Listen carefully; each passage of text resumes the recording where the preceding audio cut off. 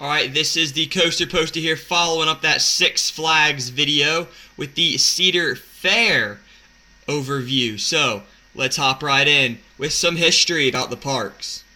Well, it gets its name from its first two parks, Cedar Point and Valley Fair. First part of Cedar Point, last part of Valley Fair, Cedar Fair. Its first park was Cedar Point in 1878. It was the only park they actually built themselves. Or 1870, my bad. And they got 6 parks from Paramount in 2006, Kings Island being one of them. And their current CEO, Matt Oimet, that's how you say that, and he actually just took over not too long ago. Here's a little bit about it. They own 17 parks in 8 different states and 2 countries, the US and Canada. And here is a list of their properties. You can see you got Cedar Point in there, roller coaster capital of the world, theme park capital of the world pretty much. And you got Kings Island in there, my home park, and some great parks, Canada's Wonderland, Leviathan, King's Dominion, 305.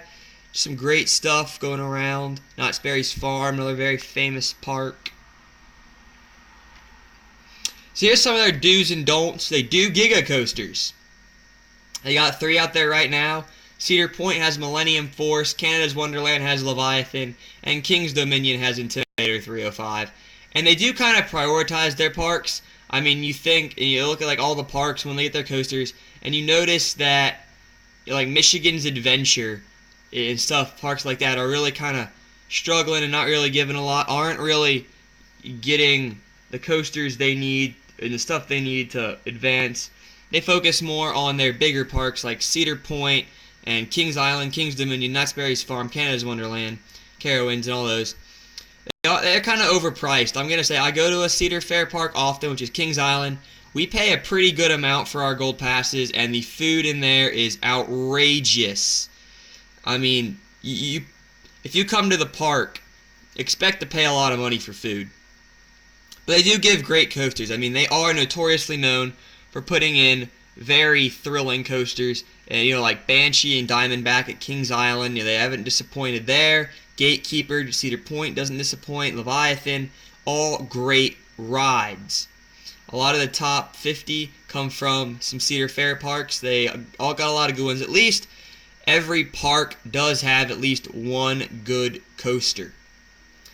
And they spread out time in between coasters. I mean, you think about Kings Island's getting one in 2014. They got Diamondback in 2009, so that's about 5 years. It's a pretty solid amount of time. This is typical.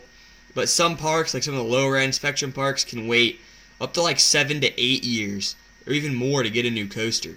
And they're known for their Planet Snoopy Kids areas. Yep, they are award-winning and very excellent. So what do? They don't necessarily guarantee you something every year.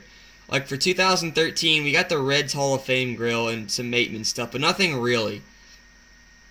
I mean, occasionally you get like an expansion or a flat ride or a coaster, but they kind of pop in between years, and there are just some years where, well, all you get is maybe some maintenance stuff. It's not better than nothing, but it's not like you get something like a new show or a new flat ride or something every year. And they also haven't taken over the whole hybrid wood coaster thing. I mean, they do GCIs, and they are good, but they haven't really taken over the whole RMC or prefabricated type stuff. And unlike Six Flags, they don't break their records on a yearly basis. They spread it out.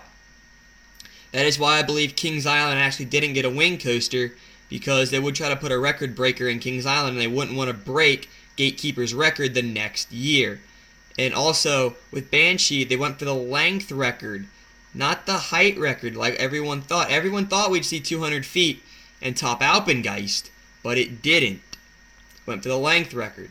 And speed's up there. I mean, overall, Banshee's a good ride, but it was kind of shocking because Alpengeist has been around for a while. So, here are current manufacturers. The big one, B&M. It manufactures their big project every year, or just about every year for a long time. Like 2013 did Gatekeeper, 2012 did Leviathan, 2011 it was Intimidator 305 incident, which is the last one. 2014 will be B&M. They also do GCI. They put in a lot of those GCI Twister Woodies like Gold Striker and Renegade.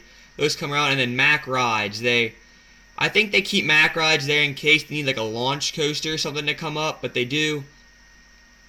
They put them in and stuff. They're classic. Like I think Coast Rider at Knott's Berry's Farm was Mack. Actually, I'm almost positive it is. And the next places for coasters, again, I won't get into detail. This is just an overview. I'll get into detail during the actual discussion. And the big one is Carowinds in 2015, if you haven't heard about that. King's Dominion's also looking for a 2015-2016 coaster. And so is Canada's Wonderland, surprisingly. And I actually put Knott's Berry's Farm on there because that's a personal opinion.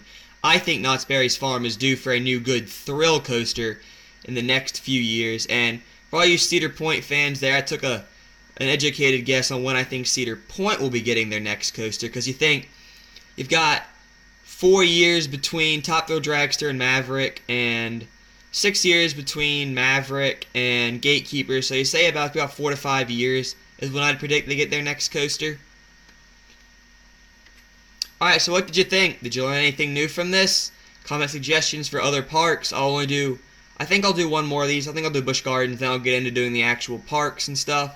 So you can check out for the overviews and other videos coming up soon. And my blog, again, you can check that out, please. coasterposter41.blogspot.com.